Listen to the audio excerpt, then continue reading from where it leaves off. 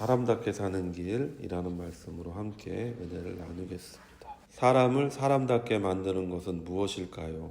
무엇보다 사람이 다른 동물과 다른 점이 무엇일까요? 우리와 동물을 나누는 여러 가지 이론이 있습니다. 진화론은 사람이 동물로부터 진화했다고 주장합니다. 즉 동물과 같지만 사람은 더 나은 것을 선택해서 더 강한 존재로 진화하고 있는 것이라고 주장하는 것이죠. 진화론이 다윈이 만들었다고 생각하면 안 돼요. 진화론은 그 전부터 있었습니다. 사람이 생각할 수 있는 것은 전도사가 우리에게 얘기했지만 새로운 것이 하나도 없는 거예요. 그러니까 고대로부터 인간은 그렇게 생각했다라는 거예요. 사람은 동물과 같다. 그래서 동물과 같은데 그 차이가 뭐냐 하면서 그 철학자들이, 특히 서양 철학자들이 그 부분에 대해서 깊이 연구를 한 거죠. 그래서 철학은 이성, 즉 생각하는 힘이 인간과 다른 동물을 나누는 기준이라고 말한 거예요. 그러니까 진화론이라는 것은, 철학을 주장하는 모든 사람들은 진화론을 주장할 수밖에 없는 거예요. 왜냐면 하나님이 그렇게 만들었어. 그러면 다른 걸 얘기할 수가 없는 거잖아요. 그러니까 인간 중심으로 말하려고 하면 사람은 진화할 수밖에 없는 것이죠. 진화했는데 동물과 사람을 나누는 기준, 이성이다. 즉 생각하는 힘이다. 또는 언어다. 이렇게 얘기하는 거잖아요. 사람은 언어를 통해서 지식을 남에게 전달하는 것이죠. 그리고 그 후에 그 언어를 글로 표현할 수 있는 문자가 생기면서 사람들이 이렇게 문명화되고 도시화되고 이렇게 인간이 인간으로서의 삶을 살게 되었다라고 주장하는 것이 철학이에요. 성경은 인간은 하나님의 모양과 형상으로 만들어졌기 때문에 애초에 동물과는 다른 존재라고 주장하는 거예요. 창세기 1장 26절에서 27절에 하나님이 이르시되 우리의 형상을 따라 우리의 모양대로 우리가 사람을 만들고 그들로 바다의 물고기와 하늘의 새와 가축과 온 땅과 땅에 기는 모든 것을 다스리게 하자 하시고 하나님이 자기 형상 곧 하나님의 형상대로 사람을 창조하시되 남자와 여자를 창조하시고, 두 번 반복해서 얘기해요. 하나님의 형상과 모양대로 만들어진 게 사람이다. 근데 동물을 향해서는 성경이 하나님의 형상과 모양이라고 얘기하지 않았거든요. 그러니까 성경은 애초부터 사람과 동물은 다른 거다라고 얘기를 하고 있는 것이죠. 그 다른 이유가 뭐냐? 하나님이 애초에 사람을 그렇게 만들었다는 거예요. 그 말은 뭐냐면 하나님이 사람을 그렇게 만든 데는 이유와 목적이 있다라고 얘기를 하는 거예요. 그리고 우리가 그 이유와 목적에 맞춰 살 때 우리가 정말 사람답게 사는 인생이 되는 것이다 라고 얘기를 하는 것이죠. 그러니까 우리가 하나님이 우리를 만드신 목적과 이유를 잃어버리면 사람의 사는 인생은 헛된 것이 된다라고 얘기하는 거예요. 전도서의 이야기를 우리가 지금 앞으로 계속해서 읽어나가겠지만 왜 전도서의 기자가 인생을 헛되다라고 얘기합니까? 그것은 너무나 단순하고 간단한 거예요. 왜냐하면 12장 1절이 전도서의 결론이거든요. 내가 하나님을 잃어버렸다라고 얘기를 하는 거예요. 내가 하나님을 놓쳤다. 나를 만드신 자를 내가 잊어버렸다라고 얘기하는 거예요. 나를 만드신 자를 내가 잃어버렸다는 것은 내가 만들어진 이유를 내가 모르겠다라는 것이죠. 왜 만들어진지 모르는 것은 내가 어떻게 살아야 잘 사는 것인지를 모르는 거예요. 아니, 테레비를 만든 사람이 목적은 이것을 통해서 이곳에서 나오는 것을 사람에게 기쁨과 오락을 주기 위해서 만들었는데 이 테레비를 밥상으로 쓴다고 한번 생각해 보세요. 쓸 수 있잖아요, 밥상으로. 그렇다고 해서 뭐 잘못된 건 아니잖아요. 그러나 그 테레비가 테레비로서의 의미와 가치가 그만큼 많이 손상되는 것이고 많이 사라지는 것이잖아요. 인간도 마찬가지죠. 누구나 그냥 살아요. 남에게 무언가를 보여주기 위해서 테레비가 존재하는 것처럼 정말 하나님의 분명한 목적을 알고 그 목적대로 사는 사람이 있는 반면에 그냥 밥상처럼 쓸 수도 있는 거예요. 탁구대로 쓸 수도 있는 거예요. 그렇잖아요. 깨지지만 않으면 거기서 툭툭툭 치면 되는 거 아니에요? 그러면 사람이 그렇게 일생을 살 수 있는 것이죠. 휘황찬란하게 살 수도 있는 것이죠. 굉장히 뭐랄까요, 부유하게 살 수도 있는 것이죠. 또는 굉장한 권력을 가질 수 있는 삶을 살 수도 있는 거죠. 그래서 전도서 기자가 그 얘기를 1장 1절에 우리에게 얘기하잖아요. 나 어떤 사람인 줄 알아? 나 전도자야. 전도자를 영어 성경으로 보면 티처입니다. 나 선생님이야. 난 남을 가리키는 사람이야 라고 얘기했어요. 그 다음에 뭐냐면 나 다윗의 아들이다. 나 금수저야. 나 예루살렘 왕이야. 나 권력을 가진 사람이야. 난 모든 것을 가진 사람이야. 그런데 인생이 헛돼. 그 결론을 12장 1절에서 얘기하는 거야. 내가 나를 만들어주신 대로 살았어야 되는데 그게 아니라 나를 만들어주신 목적대로 살지 못했기 때문에 내가 인생을 헛살았다. 많은 걸 가졌고 많은 걸 누렸고 많은 것을 내 힘으로 했지만 그러나 내 인생을 한마디로 요약하면 모든 것이 헛된 인생이었다. 그 이유가 뭐냐? 나를 만드신 자를 내가 놓쳤다라고 얘기하는 것이죠. 하나님이 제거된 곳의 삶은 어떤 삶이냐? 적자 생존의 삶이 될 수밖에 없는 거예요.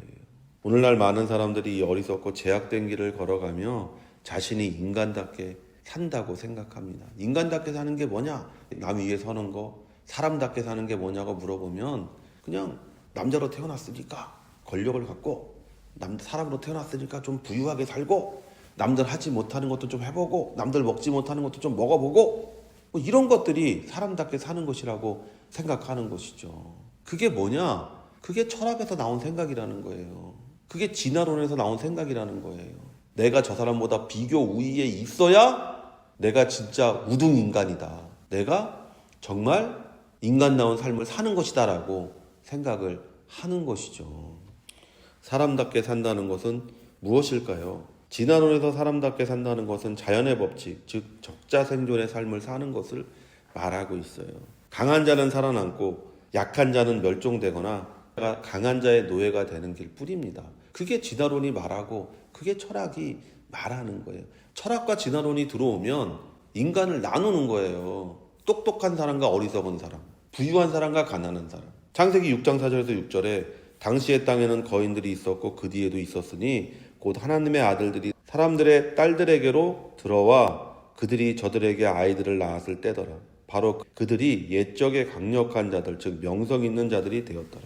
하나님께서 사람의 사악함이 땅에서 크고 또 그의 마음에서 생각하여 상상하는 모든 것이 항상 악할 뿐임을 보시고 주께서 땅 위에 사람을 만드신 것으로 인해 슬퍼하시며 또 그것으로 인해 마음에 근심하시고. 보세요. 진화론적인 세상, 철학적인 세상의 문제는 뭐냐? 거인들이 있었다. 유명한 사람들이 있었다. 힘 있는 사람들이 있었다. 그래서 그 결과가 뭡니까? 유토피아의 세상인가요? 아니에요. 항상 죄짓는 일만 있었다라고 얘기하는 거예요. 거인과 명성 있는 자들이 다스린 사회는 유토피아가 아니라 인간의 욕망과 욕망이 부딪히는 폭력의 나라가 되었다고 성경은 얘기하고 있어요.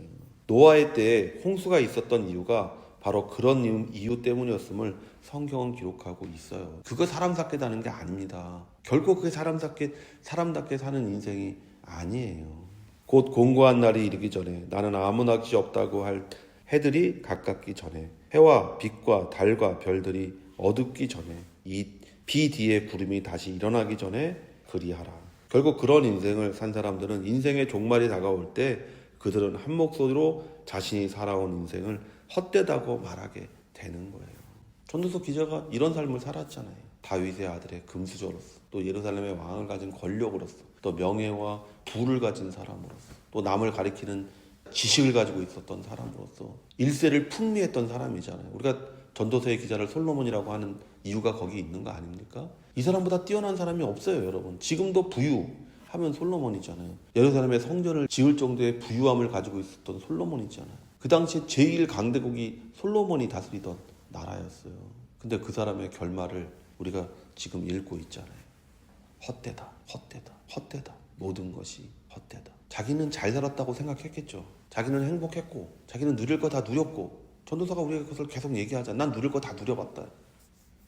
근데 그 인생의 끝이 결국은 뭐였냐? 헛됐다라고 얘기하는 것이죠. 그러면서 우리가 오늘 읽은 12장 1절이 결국은 그 모든 얘기의 결말이잖아요. 왜 내 인생이 헛됐을까? 내가 하나님을 잃어버렸기 때문에 라고 얘기하고 있는 것이죠.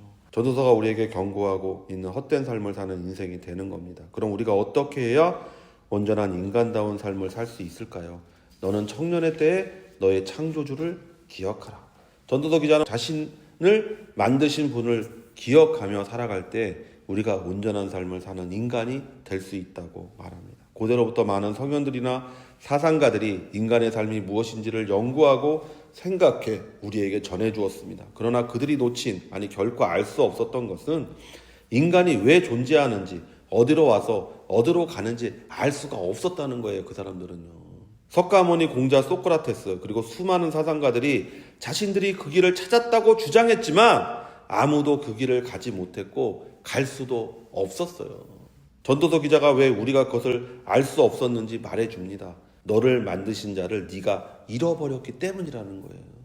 우리가 진정한 인간으로 살 수 있는 길은 우리를 만드신 분이 무엇 때문에 우리를 만드셨는지, 그리고 우리가 해야 할 일이 무엇인지를 알고 그 뜻대로 행할 때 우리는 참으로 인간답게 살 수가 있는 것이죠. 목적 있는 삶. 내가 어떤 목적을 만드는 게 아니에요. 나를 만드신 분을 만날 때 비로소 우리가 진정한 인생의 목적을 찾는 것이고, 그 목적대로 살 때 우리가 진짜 인간답게 사는 것이죠.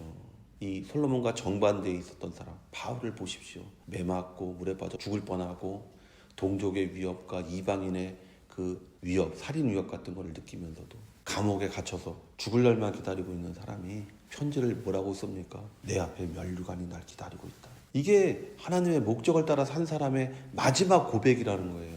한 사람은 하나님을 잃어버렸기 때문에 모든 걸 누렸는데도 헛되다고 얘기했고, 한 사람은 죽을 고생을 했는데도 하나님의 목적대로 살았기 때문에 마지막의 고백이 내 앞에 면류관이 있습니다. 나뿐만 아니라 모든 믿는 자들, 즉 하나님의 뜻대로 살려고 애쓰는 자들에게는 면류관이 우리를 기다리고 있습니다라고 담백하게 고백할 수 있는 이 바울을 보십시오. 이 차이가 어디서 옵니까? 한 사람은 하나님을 잃어버렸고 한 사람은 하나님을 붙잡고 살았기 때문에 그와 같은 차이가 나타나게 된 거죠. 성경은 우리가 하나님의 관계를 잃어버린 이유를 우리의 죄 때문이라고 말합니다. 창세기 3장 23절에서 24절에 야훼 하나님이 에덴 동산에서 그를 내보내어 그의 근원이 된 땅을 갈게 하시니라. 이같이 하나님이 그 사람을 쫓아내시고 에덴 동산 동쪽에 그룹들과 두루 도는 불칼을 두어 생명나무의 길을 지키게 하시니라. 그러나 이제 우리의 죄의 문제를 해결하기 위해 십자가에서 죽으신 예수님이 우리에게 있습니다. 누구든지 예수님을 믿으면 우리는 잃어버렸던 하나님과의 관계가 회복됩니다. 요한복음 1장 12절에 영접하는 자 곧 그 이름을 믿는 자들에게는 하나님의 자녀가 되는 권세를 주셨으니.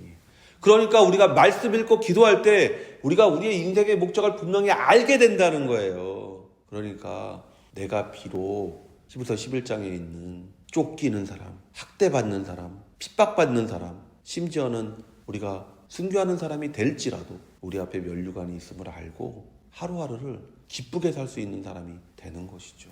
그리고 그 회복된 관계 속에서 우리는 참된 인간으로서의 삶을 살 수가 있습니다. 전도서 기자는 헛된 삶을 극복하는 유일한 길을 우리에게 가르쳐 줍니다. 그리고 예수님은 그 유일한 길을 우리를 위해 열어 놓으셨습니다.